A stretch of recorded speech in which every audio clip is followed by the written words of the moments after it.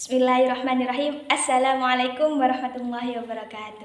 Alhamdulillahirrabbilalamin. Wassalatu wassalamu ala asyrafil anbiya'i wal mursalin Sayyidina Muhammadin wa ala alihi wa sahbihi ajmain, amma ba'du.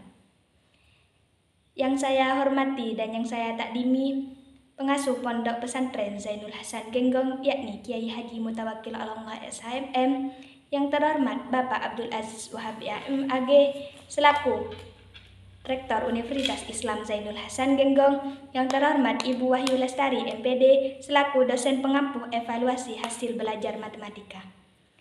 Yang saya cintai dan yang saya sayangi kedua orang tua yang selalu mendoakan saya, tak lupa pula teman-teman seperjuangan yang saya banggakan.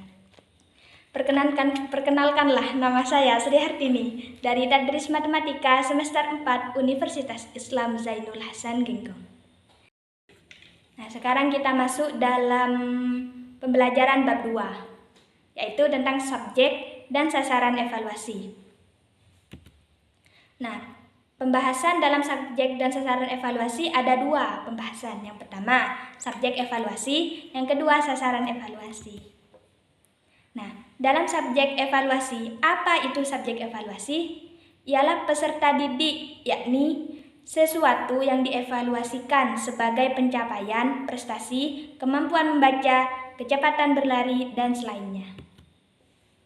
Lanjut, berikut ini pembagian tugas yang ditetapkan.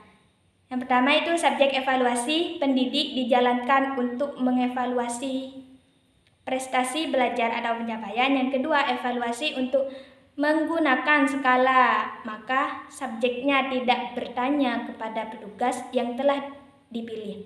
Nah, harus dilakukan pelatihan evaluasi terlebih dahulu. Yang terakhir yaitu evaluasi kepribadiannya. Nah, dengan alat ukur yang terstandarisasi oleh ahli psikolog.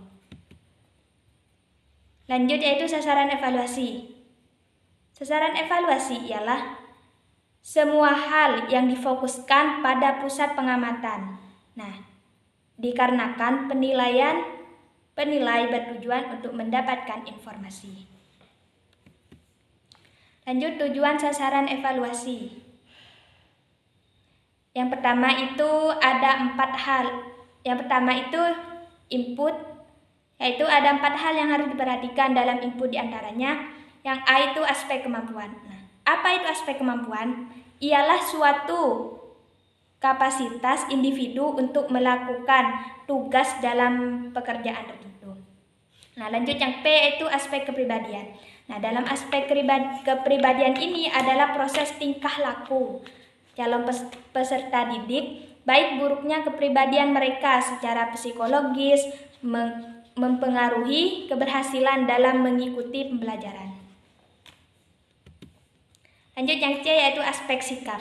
Nah, aspek sikap ini sebagai gambaran kepribadian manusia yang memancar keluar. Sikap dalam bergaul sangat perlu diperhatikan, maka perlu dievaluasi sebagai mengikuti program pendidikan tertentu. Yang D yaitu aspek inteligensi. Nah, dalam aspek inteligensi ini digunakan untuk melihat kemampuan siswa dalam menyelesaikan permasalahan. Yang kedua yaitu inteligensi spiritual. Nah, dalam inteligensi spiritual ini adalah yang berhubungan dengan pembuktian bahwa tahun itu ada sebagai pencipta alam semesta. Nah, lanjut yang ketiga yaitu output.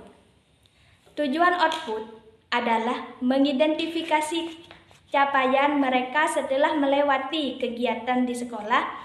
Output yang dijadikan objek evaluasi adalah kegiatan pencapaian belajar yang mengalami perkembangan yang didapatkan peserta didik dalam waktu tertentu. Baik, sekian presentasi dari saya. Wassalamualaikum warahmatullahi wabarakatuh.